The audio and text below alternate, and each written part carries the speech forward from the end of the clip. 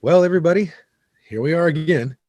Welcome back to VO in Stereo. I'm your host, Jared Brushers, always with, Stephen Coghill. and today it is my pleasure to introduce long form narration supreme master, Kurt Bottom. Please help me welcome him. Hey, And there was everybody. much rejoicing. Yay! Cheers. Cheers. Welcome, welcome. Thank you you for so being much here. for being Thanks here. for having me. Glad to be here. Absolutely. Well, we're here to learn more about you and your journey. I get all worked up and excited, so I always have to turn it over to Steven in the beginning so I can settle down. So, conductor man, take over. I'm the guy. I keep the interview and everything on the tracks. Right. It's very difficult All right. sometimes. Good to know. Noted. Yeah. So here we So go. pay attention to you Yeah. more. Is Well, what I'm you're not saying. sure how it's going to go, so that's why I just have to make sure. It can go any place at any time. My first question to you, sir, is where did you grow up? I'm actually originally from the Windy City, Chicago. I was born in the city. Actually, lived there till I was about I think kindergarten, just after kindergarten, and then because my dad is actually from Lincoln Park, grew up in Lincoln Park in the city, um, and then we moved out to the suburbs, uh, where I lived in Hillside for till fourth grade, and then moved to Elmhurst, which for some reason everybody seems to know Elmhurst, which is really weird. Um, and so I basically grew up in Elmhurst, northwestern suburb of Chicago, and I was there for 18 years until I turned 18, and then said, in not so colorful, in more colorful terms than I'm going to use now, screw winter, and got out and moved to Los Angeles, and I was in LA for 30 years, and a couple of years ago, but just over 2 years ago, I moved to Atlanta. So grew up in Chicago is the answer to that question. That's awesome.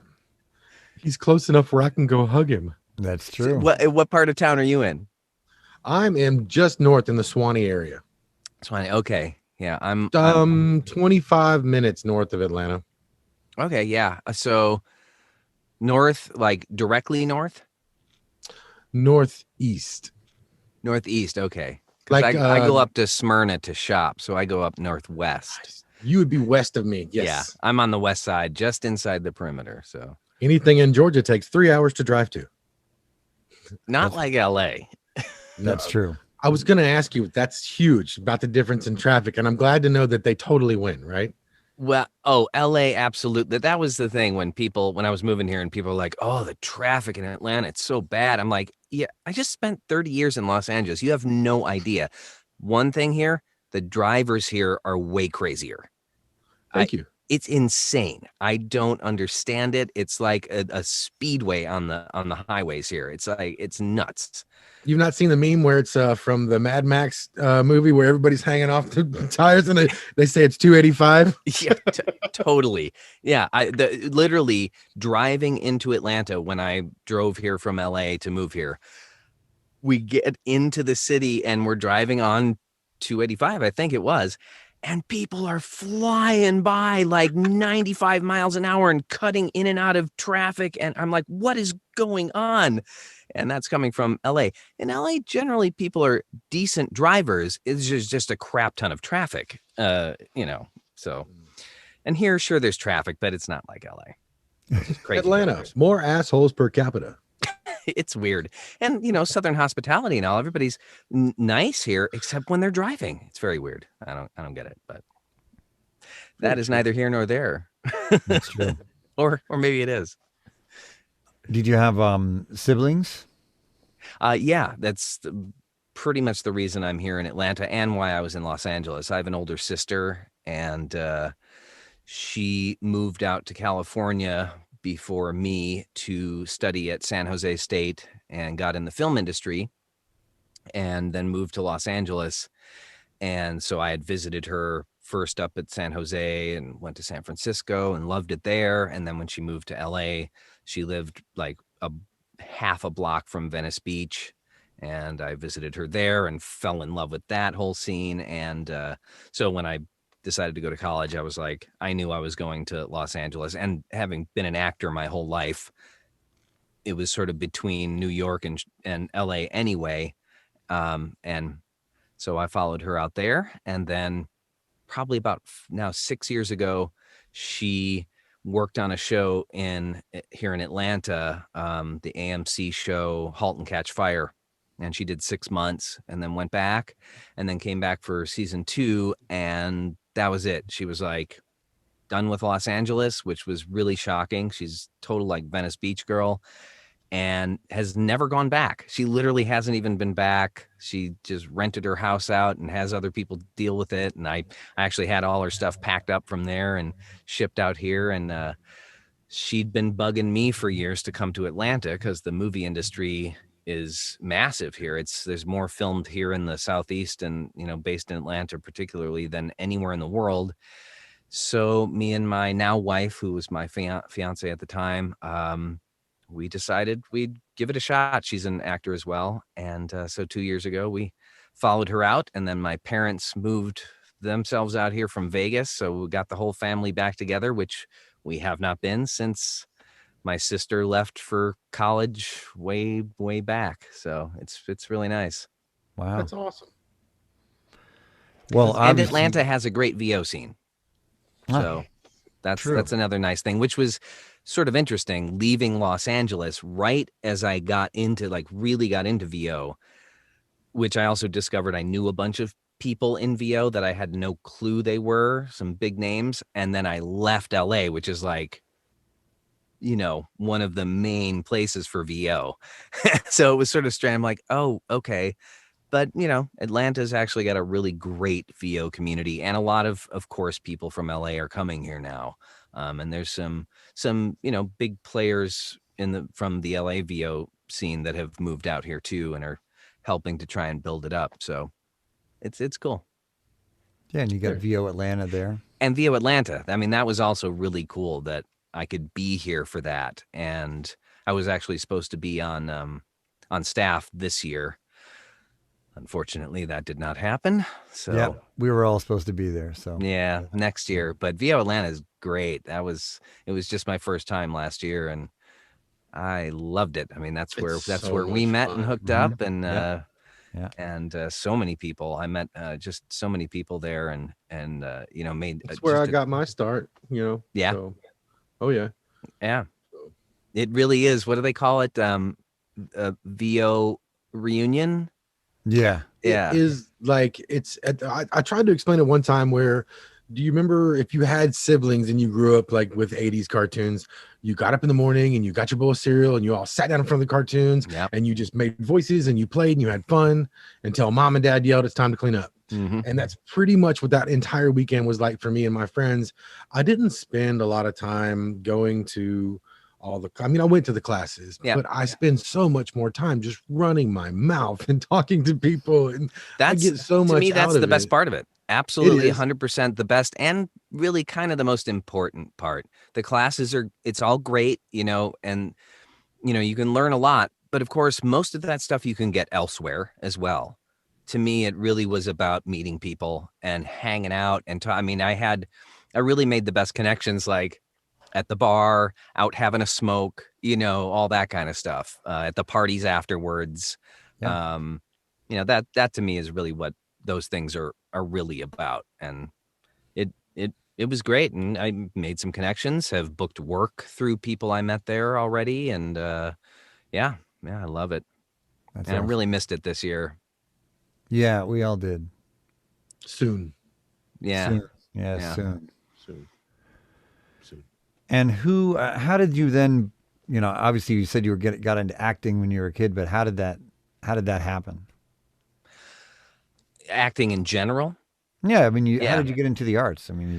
Well, from early on, I think kind of, I've always been very outgoing. So there was that as a kid, the typical like, oh, he's a performer because he's outgoing. But also a lot of it came through, I think, my father, who, funny enough, is like, he's a businessman and he's a very stoic sort of person, but he was also a performer too. He played piano, taught me how to play piano when I was really young. He played clarinet, great singer. He performed in a barbershop chorus when I was young. And so we would go to all the competitions, and he was in a very good chorus too. So they would win like every other year, the big national competition. And I started doing that. He brought me into the chorus, and I did that for a little while. And then in the 5th grade, I don't even remember why, like if my parents maybe said, oh, maybe you want to do this. I don't remember why I did, but I auditioned for Cinderella, the stage play of Cinderella in my local children's theater, which was a really phenomenal children's theater program, especially like looking back as a professional. I realized I learned pretty much everything about theater and production in that children's theater because it was run very professionally. So I auditioned in the 5th grade, got into the chorus, and I'll never forget it, stepping out for curtain call on opening night. And this is kind of funny because I don't perform for the accolades, like that's not why I do it. I do it because I just love it. I can't not do it. But it was curtain call and hearing the audience respond. And in that moment, I went, this is what I'm going to do.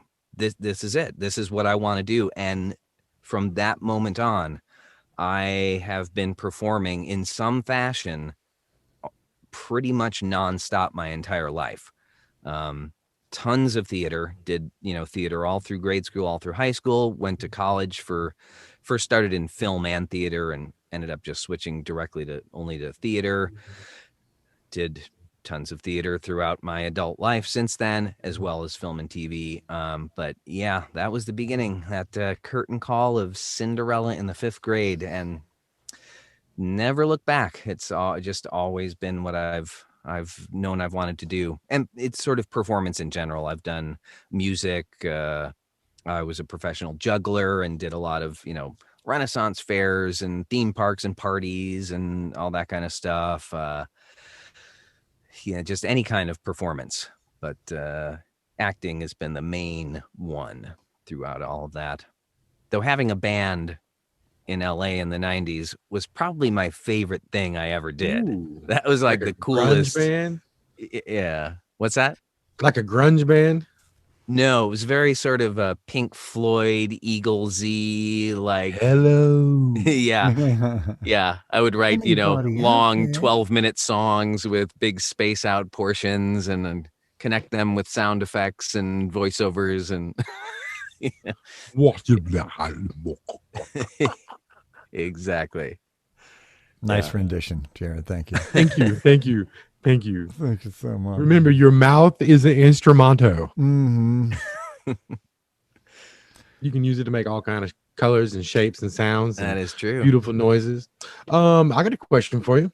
So, seems like it's been pretty charmed with the acting and all that fun stuff. Did you ever have to take a crap job? Like, tell me about a crap job you had. Oh, I love that. Awesome. Sure. Are you kidding? As an actor? I mean, that's like the majority of your life. No, it was not charmed. I have acted a lot. It doesn't mostly did not pay much. Set me straight. Get me. Yeah.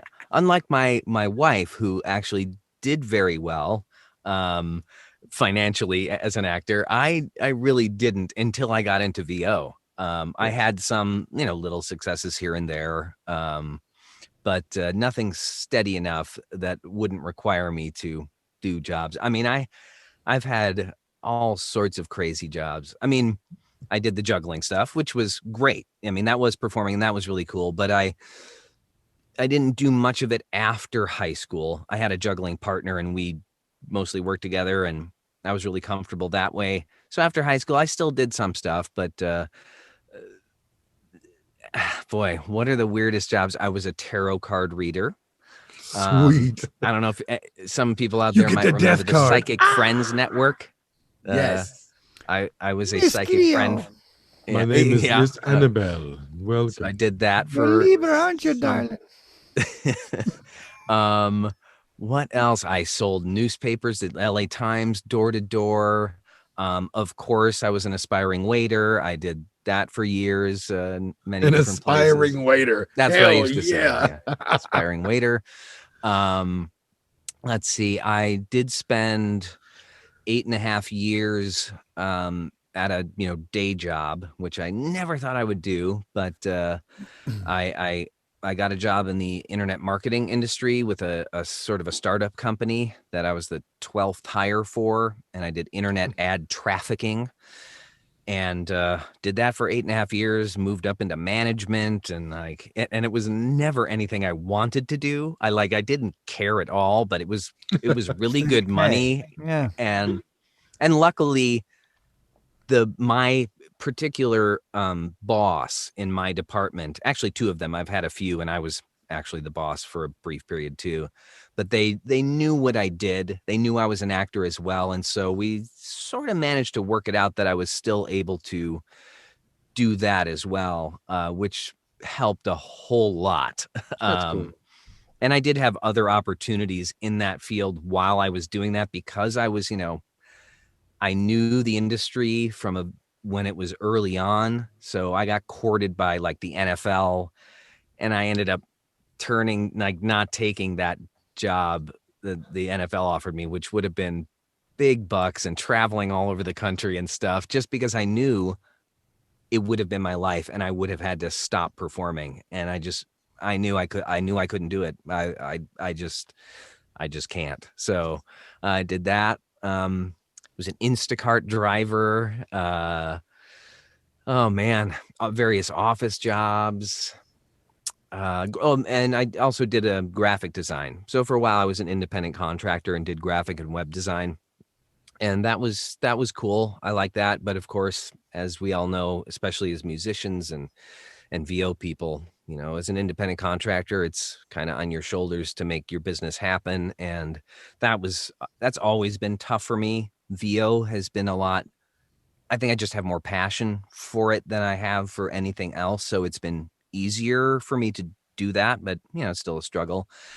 But yeah, did the graphic design. Oh man, there's been so many things over the years trying to keep this going, which is why I feel especially blessed now to actually be making a living doing something I love, in this industry in VO, it's just amazing, especially now. I mean, I just feel Everything going on, yeah. so lucky to have a pandemic proof job. It's amazing. That's true. Well, I mean, you have all the knowledge to be able to record and do your things at home, which a lot of people Yeah. are still struggling with to try to get that set up. So, did you do anything fun as far as I know you said you shot some films and is there anything we know, or is there anything that's been on that we can? Maybe a couple of things. Uh-huh. The two things that people seem to know me for was back in I think it was 97 and 98. I think I shot it in 97 and it ran. It was a seasonal winter Volkswagen commercial that was for the Golf K2, where they were giving away a pair of skis or a snowboard along with this car, and it was actually my very first professional on camera gig, and I booked it on a Wednesday and left for New Zealand on that Saturday to shoot. It was in July, so the only place we could actually shoot snow was in New Zealand, and spent a week there. It was amazing. And I played the snowboarder because I did snowboard, though they hired a stunt double pro snowboarder for me to do all the crazy tricks that I couldn't do. And some people may know Glenn Plake. He was a big Warren Miller skier. He was my co-star, and it was the skier and the snowboarder calling each other names, like two planker, knuckle dragger, dweeb, delinquent. And I ran into people that quoted the commercial to me. They were like, "Oh, you've been that," and they'd say the lines. I was like, "Oh, that's cool." So there was that one, and then I did a Criminal Minds it was season 3, episode 11. Birthright is the title of it, where I got to play the serial killer. So Nice. that's another one that people remember me for and get creeped out by. So yeah, that was fun. And how Really did you cool get story. into VO? Um, VO, that was about, I mean, really getting into VO was about almost 3 years ago. I had done little things here and there for, some VO work that went along with on-camera work that I did mostly. I did a Bugle Boy commercial where I was the on-camera, wasn't talking, and did the VO for my thoughts. Did a little animated thing here and there.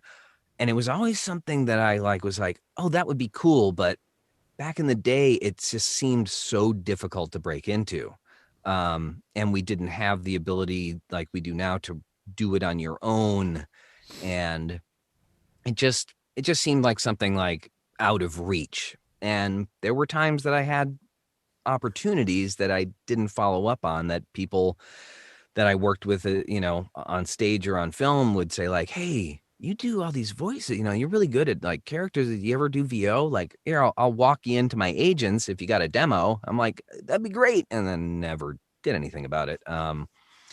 So what ended up happening was, I did a play. I was playing Sherlock Holmes in LA at a small theater. And well, two things. It's really interesting. So my Watson was a guy named Charles Constant, Chuck Constant, who I discovered was an audiobook narrator as well, because I saw him posting on Facebook after we did the show. We never actually talked about it, I don't think, during the show at all. Afterwards, I saw him posting, and he'd post like, oh, I got my 16th book of the year, and I thought, oh, maybe I should talk to him about that. I love audiobooks. My parents are big audiobook fans. And I mentioned it to my parents, and they were like, you have to talk to him. You'd be great at that. You do all these voices and accents, and you're such a good actor. You should do that. We love audiobooks. So I'm like, oh, okay. And I had commented, and he said, yeah, anytime you want to talk, we'll grab lunch. And I didn't. And like a year goes by, and I just notice him posting again. It kind of comes up again. And I mention it again to my parents. And they say, you haven't talked to him yet? Okay, you have to talk to him. You need to look into this. And then the thing that really did it for me was they said, we will help pay for your equipment and stuff to get started. Like, because at that time I was pretty broke. That was when I was working for Instacart and just kind of scraping by. And they said like, yeah, it will help you. And I'm like, okay, then I'm going to do this, So it was over a Christmas break while my fiance was visiting her mother in New York. So I had the house to myself, and I did many things. One, audiobooks in particular was what I was starting with to look at. So I did a ton of research. I went on to all the Facebook forums. I looked on ACX. I sort of just read everything I could. And then I also went and finally had lunch with Chuck and talked to him about it. And as well as I got my first booth set up, I had some tri-folding screens, room dividers. A buddy of mine happened to be working with a guy who was scoring an indie movie, who he knew had a bunch of acoustic foam sitting in storage that he just didn't want. It was, Auralex that he just gave me.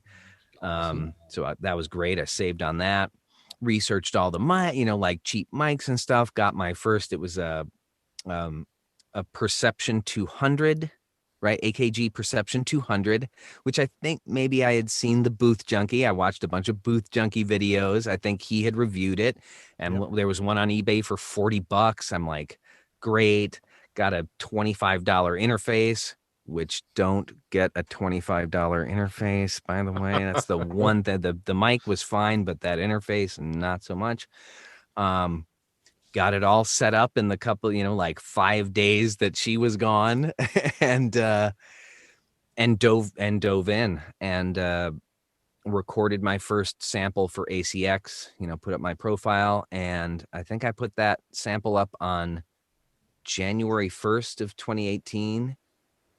The next day, someone reached out that had like a sort of indie production, audiobook production company where what they did is they actually fielded royalty share books off of ACX and then paid the narrators. So it was a really interesting thing. He was sort of taking a risk, paying out of pocket to the narrators, and just did volume, And he reached out the next day, and I did my first book within like a week or two. I did that, and then that was it. I started doing it nonstop. On top of that, I also then, started looking into all the rest of the VO world, and took a voice at the Voice Caster, which is a big LA casting house and has classes, and started going to the SAG VO Lab, the Don LaFontaine SAG VO Lab in LA, which is phenomenal. And I highly recommend anybody that is either in SAG or equity join the SAG Foundation. And if you're in LA or New York, although now, because of COVID, it's actually kind of really cool right now for people because they're doing it all online. And before that, you would have had to have been in LA or New York. Oh, interesting. Yeah.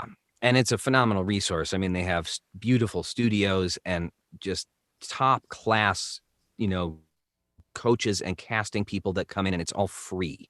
So that was great. At that point, I also knew I was moving to Atlanta in like 4 or 5 months. So I kind of just got as much as I possibly could at that time in LA. And also ended up, like I said, I discovered there were other people I knew. Another one of my cast members in that Sherlock Holmes production turned out to be Townsend Coleman, who I had no clue is who he is in the voiceover world. He was this great actor that was playing the butler, and then all of a sudden in the VO world, I immediately just find out and he was the keynote speaker at VO Atlanta that year. And I was like, oh, he was also one of the founders of the SAG VO Lab and stuff too.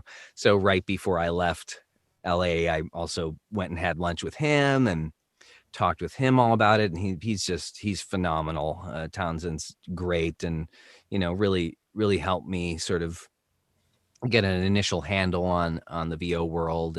And we've kept in touch, and he helped me with like IPDTL and various stuff. So, I just kind of dove in headfirst and immediately knew, similarly to what happened in 5th grade, like, this is what I want to do now. And it really helped sate my need to be on stage. Because usually I had to be doing a show or something. And, when I'm in here doing a book and playing all the parts, it really just gave me that sort of same feeling, aside from getting that immediate feedback. But I just fell in love with it and just did it nonstop, and I have no intention of stopping this either. I've kind of turned my focus is entirely on VO now. I still audition a lot for film and TV. It's starting to come back, luckily, now too. But it's taken the pressure off that, because now I have a career that I'm making money at in a area that I love. The community is fantastic. So that's how it started. And it's just continued to build and build from there, and just meet again, like going to VO Atlanta, meeting so many people, all the online forums now. It's just such a great community, and people are so welcoming and supportive, and it just makes it really easy to kind of go, yeah, this is where I'm at. So that's where I'm at. Kurt, let me ask you, what do you think the biggest difference is between, because I think that long form narration is completely different from every other single VO. I mean, I think there's more similarities, between the other VOs, but Yeah. long form narration, Jesus Christ, that's really like a marathon. Yeah. So how do you deal with that? I mean, now you're probably comfortable with second nature, but how did you deal with that marathon style VO as far as, voice control, not wearing your voice box down? Like what are the things that you did? Well, yeah, it is really interesting. And, there's so many people that work in commercial and short form that are like, are you insane? Like, Right. I would never do that. There are the few like, Heather Cox, I think that's her name, Heather Cox. Who did a lot of commercials and then fell into audiobooks and discovered, oh, she loved them. But um, I think there's something I think there's something to theater performers and audiobooks. There's a lot of us that get into audiobooks. And I guess I related to, I think it's like doing a play where you get to play all the characters. And doing a play is live long form, I guess you'd call it. Yeah. And I've done roles where I'm literally on stage for 2.5 hours straight and, have 120 pages of dialogue that I'm in. So I was sort of used to that. It didn't also, I think because it was the first thing I got into, I didn't have anything to compare it to. I wasn't doing a bunch of short form work and making a lot more money. So, so it really didn't seem strange or different to me. I also just really enjoyed it. I'm a performer. It lets me perform, a lot. So I didn't really think about it. I knew it is what it is. And it's certainly, and sense. I tell everybody that's talked to me now that asks me like, hey, I'm interested in audiobooks, I tell them to do the Sean Pratt, so you want to be an audiobook narrator and sit in a room, sit in a closet for 5 days straight and read out loud for 3 hours a day. And then if you're okay with that, then keep going. Because it's intense and you do have to manage it. I'm not like some of these other narrators that can crank out 3 to 4 finished hours a day. I find that to be brutal. Like I'm really wrecked if I'm doing 3 to 4 a day, which, inevitably I have to at times when it's crunch time. I'm comfortable with about 1 to 2 hours a day. After that, I get really tired. Certainly my voice can get tired. I do everything I can. I steam, I take breaks, all that kind of stuff, constant water. But it's certainly something you have to be aware of when you get into doing long form like this. And I really think it comes down to you either enjoy it or you don't. And, you have to like it. Cause if you don't like it, it's brutal, it's a long time in the booth and it's a lot of wear and tear on your voice. And, even in the fact that, not every book you get is going to be a winner, you're going to also have to work for hours on stuff that's not so great. So you just have to really enjoy the process. I also like the whole process. I'm very into tech and I enjoy editing and mastering and all that stuff too. So like it kind of fit everything I like to do. So, but of course I'm doing other VO work too, and I want to get more into it. But, part of the issue in that is the fact that audiobook is so much time. I do spend so much time working on audiobooks that it's been hard to find the time to market elsewhere. But it is nice getting those gigs where you make the same in an hour-long session that you do for, a week's worth of work on an audiobook. So, Kurt Bonham dropping knowledge, people. yeah. But audiobooks are nice and can be. Obviously, it's work and you gotta get there, Right. but they can be very, very steady work, which is great. Absolutely. No, that's great, and especially nowadays, because Mhm. a lot of people listening are not working. Oh yeah, Not at all. it's yeah. I really, again, I can't tell you how happy I am that I got into this when I did. And like I It's- said, you have your studio because a lot of studios are not really open. They're not really accepting a lot of people yeah. coming And in. yeah, that was also part of, leaving LA, had to make sure I did have my own studio because it's different. I mean, obviously we have studios in Atlanta being such a music city as well. But again, I like the tech. I'm into that. Like I also got really into like acoustics and I built all my own panels and all that kind of stuff. I enjoy it. So get it, having my own studio was sort of a no-brainer for me. Whereas I know a lot of people in LA, especially now, it's very interesting where it's such a hub for VO work, had issues. And big agencies in LA were opening up their rosters because they were discovering that their LA-based talent, none of them had studios because they would always go in studio to record. So all these big VO talent were suddenly having to learn all this stuff to be able to keep working during this time. And all the rest of us that have been like, what? Okay, like we're ready. You don't know how to edit your own audio? Yeah. Or have just have a decent setup in your house. Like, Right. So you can at least it source really the opened microphone. doors, for a lot of folks like us that have home studios. So yeah. That's the one thing that I think is kind of misleading sometimes is not every voice is matched for every microphone. And I don't believe in the keeping up with the Joneses thing. Like everybody loves a shiny 416. But I know a lot of people who have done it without and with other things. Yeah. So I just feel like when the guys are just coming in, they're trying to throw all these prices at them at first, like it's $5,000 to start first month. You're like, holy Jesus. Oh It's yeah. like, hold on. It's like you can get a decent setup. Do you have a computer? You do? Cool. All right. That just saves you a whole bunch of money. And we talk about interface and microphone. Yeah. And you can start with Audacity, baby steps. Absolutely. If you need. No, and that's the thing that's really cool about this is that with just a little bit of knowledge, and again, there's so many people out there, me included now, I've helped numerous of my friends now get set up.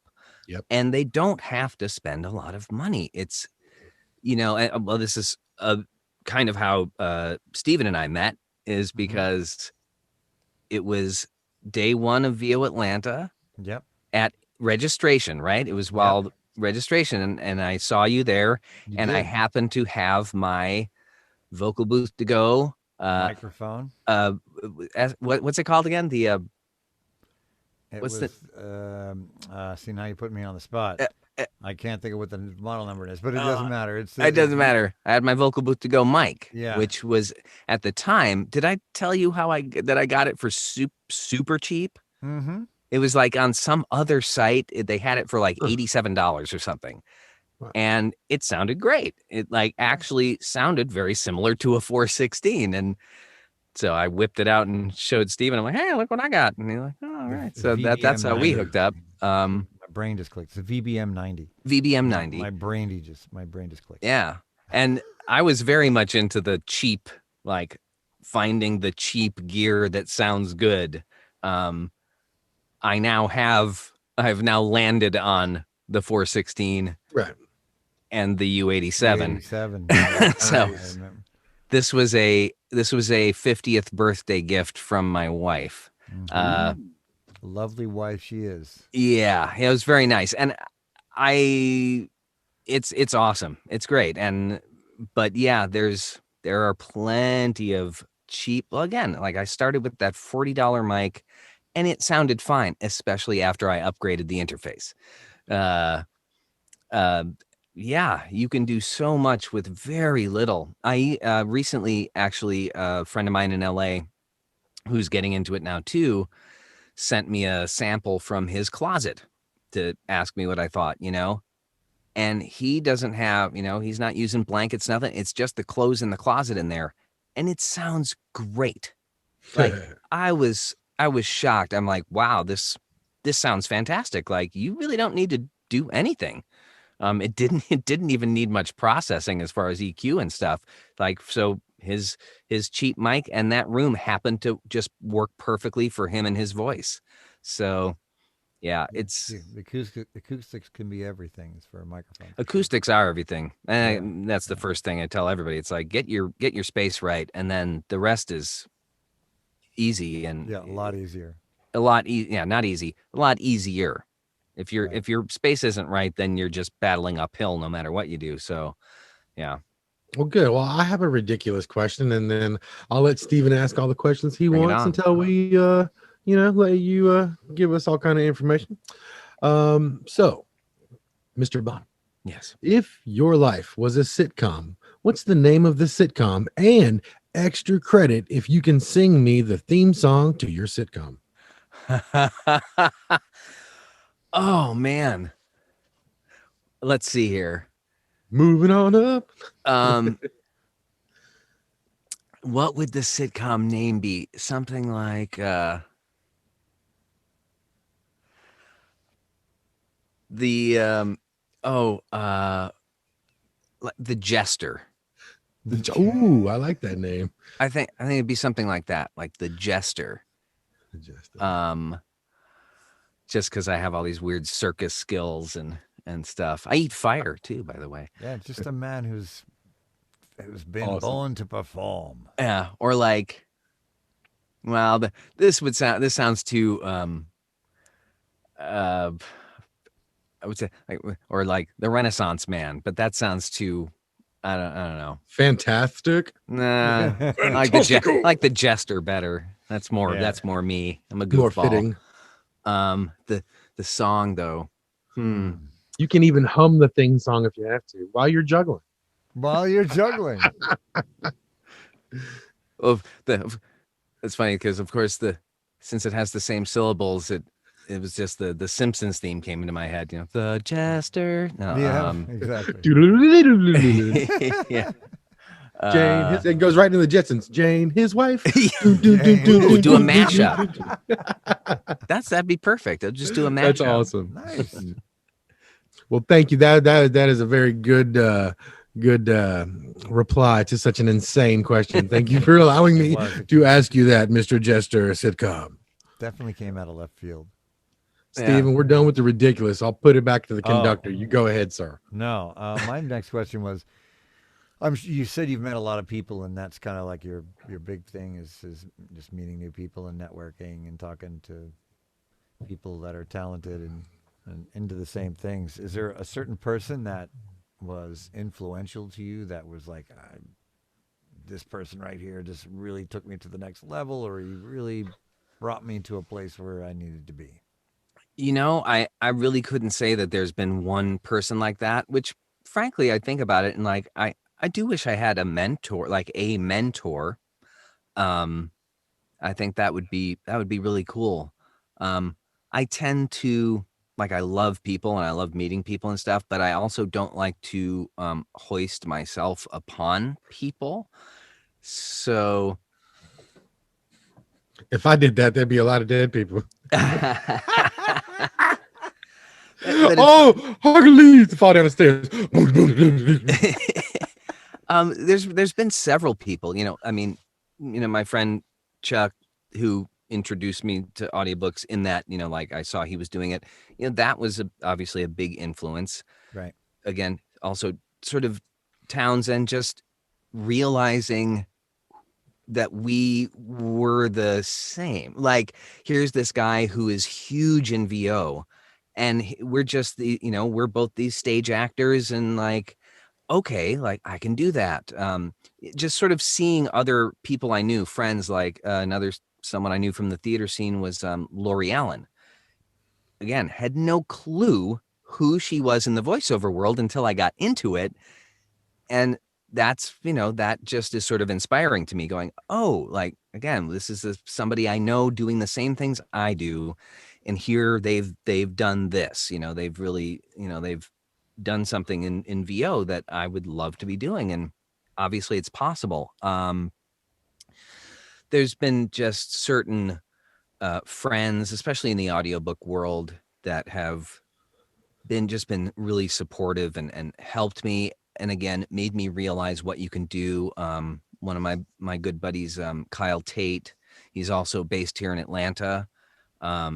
he's just someone who throughout this past couple of years after we met, was just, he just showed me that that it was possible to like make a good living at this, and that all it takes is, talent for sure, but the drive and the fortitude to just push forward and do what you need to do. And seeing him do that as well made me go, all right, like this is possible. But there's so many, I mean, there's so many great people that like there's just so many good coaches. Every time I work with, like I just recently took a class with Anna Garduno, and she's one of those people that like, I see the way her brain works with working with like commercial copy, and I just marvel at it. And there's such good directors like her, and I mean, there's so many people, but Paul Liberti. I took a SAG VO lab early on with Paul, and that really influenced me a lot. His technique and his style, and just his personality, and how much he cares, and how supportive he is of people in the industry, and like the love as Well, that's well the thing as about his, this industry is that's what I think sets this industry apart from a lot of industries oh yeah, is the genuine love and realism you get from people. Because if you're not real, and I'm talking to some of you out there, we'll find you yeah, and we'll sniff you out, and you won't belong anymore. Yeah. Because we're very tight knit group, and if somebody will find out, don't be doing no-nos. yeah, it's true. And like, I love like the theater community, especially in Los Angeles. That's the one thing I really miss about LA was my theater community. And it's wonderful. And that's the closest thing I can say to what I've discovered with the VO community. But the VO community it's just so fantastic. There's really nothing I've experienced like it in any other business. Just the amount of support, the lack of competition between people. That is really shocking to me. Oh, you know who would be great for that part? Not Oh, me, yeah. but Timmy would be. Oh, well, my favorite thing is getting other people work. Like, I love that. And I've had other people get me work, like in that same way. It's like, oh, wait, I know someone that would be great for this. And that's the way it works. And yeah, there's none of this like, oh, I can't help you because then you might take my work. It's like, no, there's tons of work out there, and we all have our unique voice and our unique abilities. And if you get this one, I'll get the next one. Like it's Yeah. it's You don't know really what they're cool. looking for, and so Yeah. you And might I be think great, but I they think might part not of be it has to looking do with the fact that nobody sees us. So the ego level is very different in VO than it is for on camera and on stage work. But I must say, we're very pretty men. But I really do If think you like that breakfast at Denny's, face made for radio, as they say. that's right.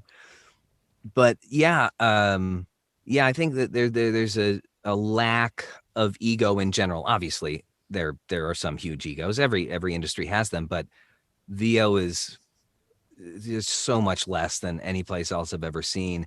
It's another thing about it is the fact that you can meet and work with and coach with and be mentored by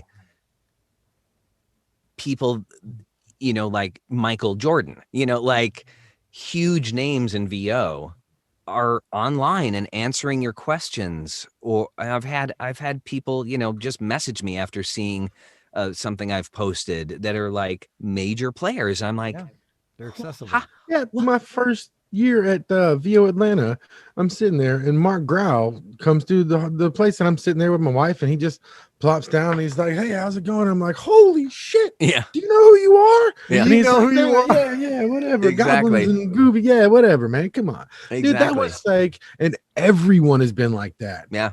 Everyone. I'm like, I go up to him to be like, do you know who you are? And they're like, let's go have a drink. Shut up. Come on. Let's go talk about what my family did last week or something. Yeah, exactly. Yeah, there's very little pretense. There's and You don't have to have just a that guard up at helpful all. spirit. The fact that these huge people are always out there like helping and guiding. And I think part of it is the love of the industry too. The Yeah, people doing it true. love the industry so much they want to help the industry as a whole.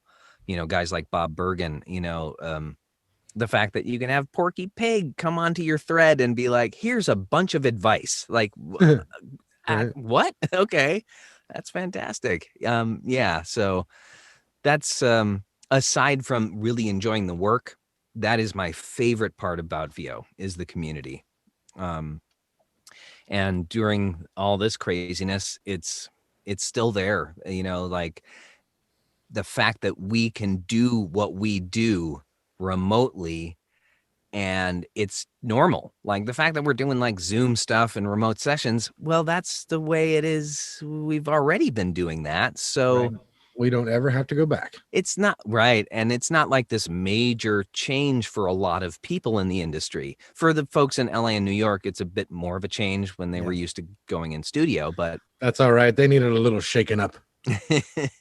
But for Yeah, us, accustomed to living in a hole, everything's just fine. yeah, it's interesting. It's very Plus, interesting the the way only things are guarantee you get is changing. things will change. I mean, that's the only guarantee you get. Yeah, true.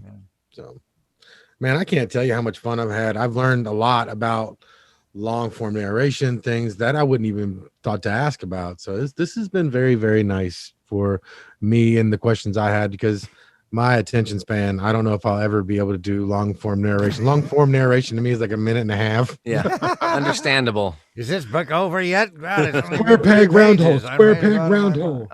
I'm in the midst of a 24-hour long book right now. Holy Jesus. Yeah, it's intense. It is intense with Lord of the Rings pod with 14. like dozens of characters and like 8 different country accents of different countries and stuff. And but to me it's fun. Like it's That's a challenge. yeah. And Yeah, that's awesome. Fantastic. Well, Kurt, we really appreciate you being on. thanks for having We me. do. Kurt, it's the time of the show where you tell everyone where they can find you. Anything else, any information you want to give, your Twitters, your Instagrams, your Googles, so they can find your Yahoo and all that good stuff. Sure, So let them yeah. have it. Well, you can find me on Facebook, just Kurt Bonham, Kurt with a C. Oh, you can see it right back here. Very helpful. I am not related to John Bonham, spelled differently. We made that joke. Damn it. Yeah. So you can find me on Facebook, which is just my personal page. I haven't set up a business Facebook thing, which is still mostly what I use it for now anyway. Twitter, which I'm hardly on, is Kurt Bonham VO. Same with Instagram. My website, so I have a narration website, which is narratedby.me. Pretty easy to remember. And then my VO website is kurtbonhamvo.com. That's pretty much it. Yeah, that's where you can find me. And That's I'm pretty good at friending like people in the VO community. If like somebody in the VO community friends me on Facebook, as long as I look and you're not some crazy right winger, which strangely so many folks in radio, I don't get it. True. If you're not a crazy person, I'll probably accept your friend request if you're in VO, because I was gonna send one before the interview. I was like, wow, that looks really lame. Why don't you wait till you talk to the guy? It's like, geez. Plus, you may not like it.